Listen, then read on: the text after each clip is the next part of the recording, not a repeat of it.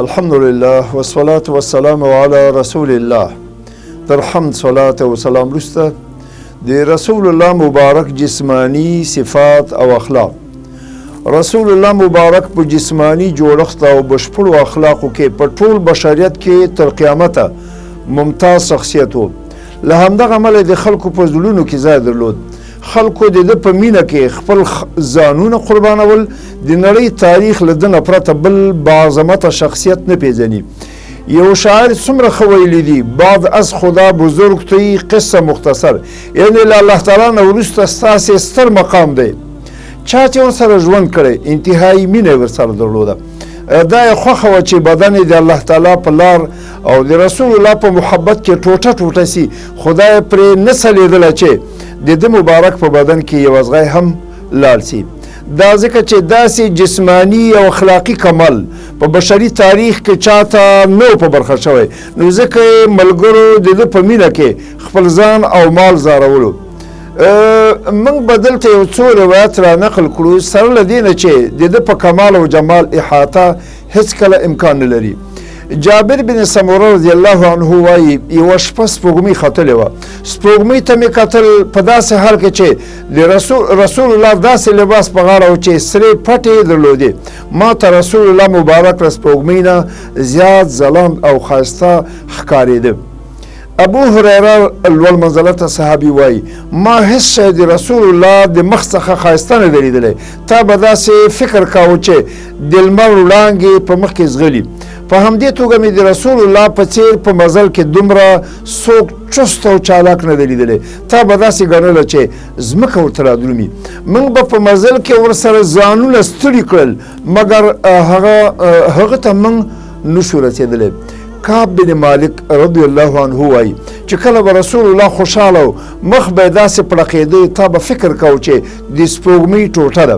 ابوبکر صدیق رضی الله عنه به چې رسول الله مبارک ولید دغه شعر به وایي: امین مصطفی بالخیر یدعو کضوء البدر زایل الظلام.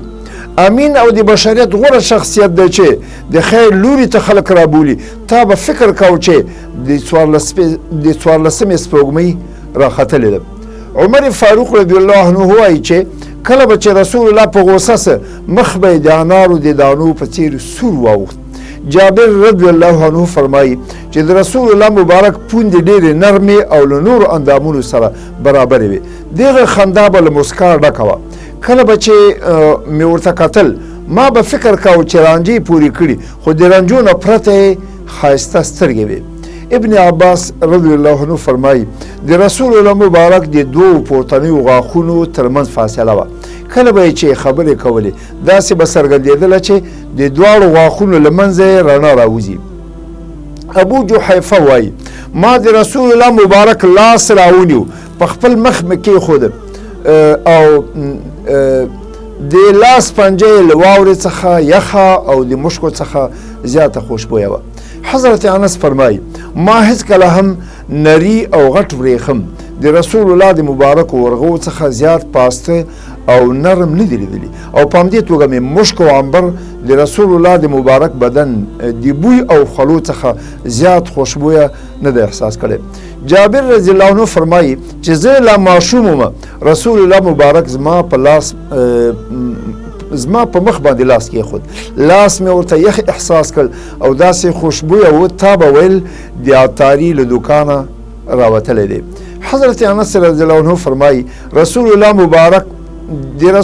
مبارک د وجود خولې د ملغرو په څیر ښایسته وې. د هغه مور ام سلیم رضی الله عنه فرمایي چې د رسول الله مبارک د بدن خولې د مشک او عنبرو څخه زیاتې خوشبویه وې. حضرت جابر وایي په کومه لاره به چې رسول الله تللی و د رسول الله د مبارک بدن د خوشبویي له امله به یو شخص پوهېده چې په دې لاره د پیغمبرانو سردار تیر شوی دی. د دواړو اوږو ترمنځ یې د کوترې د هګۍ پانډول د نبوت مهر و چې د ده د مبارک بدن په څیر او کیڼې اوږې لاندې قرار درلود. د داسې ټکي ورباندې و لکه د شترمرغ هګۍ. علی رضی الله عنه ویلی دی رسول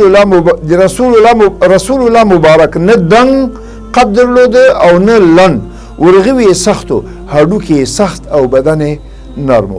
په همدې توګه یې د پښو هډوکي هم سختو، سر مبارک او د هډوکو بندونه یې غټ و، په سینه مبارک یې تنامه پورې د ویښتو لیکه وه، منډله مخې ته تمایل تګ به یې کاوه. په دې توګه چې تا به فکر کوو چې له چړای څخه راکوزیږي. ما ته له تاریخه نه دي څرګند چې داسې ښایسته شخصیت دی د ځمکې په مخ کې او یا وروسته تیر شوی وي.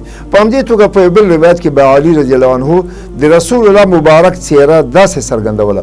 رسول الله د قد په لحاظ نه اوږد او نه پریړو او نه د ټیټ او نه اندامونه یو په بل کې ننوتي، بلکې په خلکو کې د منځني قد و قامت څښتن و. ویښتان یې نه ګونځې او نه بیته مات او نه نیغو، ویښته یې د پیدایښت په لحاظ ګومن شوي ښکارېدل.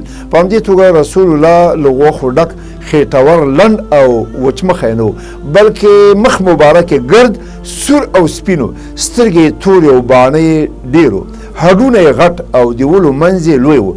د بدن نورې برخې د سینې له لیکې نه پرته له ویښتو خالي وې. د ورغو پښو هډوکي کلک او منډلی تک به یې کاوه. تا به فکر کوو چې له چړۍ نه راپرېوځي. کله به یې چې چاته کتل په ډکو سترګو به یې ورته کتل. د دواړو اولو ترمنځ یې د نبوت مهر او هغه خاتم النبیین دی، د پراخې سینې او حوصلې څښتن او په وینا کې تر ټولو خلکو ریښتینی انسان او د نرم طبیعت څښتن و. د کورنۍ په لحاظ عزتمند شخصیت و. چا به چې ناڅاپه ولیده وبه ویرېده او چا به چې ورسره پېژندګلوی پیدا سي بیا به ورته له مینې ډکو او هغه به ورڅخه نه جلا کېده. د ده وصف بیانونکي به ویل چې داسې ستر شخصیت نه په تاریخ کې تیر شوی او نه به وروسته راسي صلی الله علیه وسلم.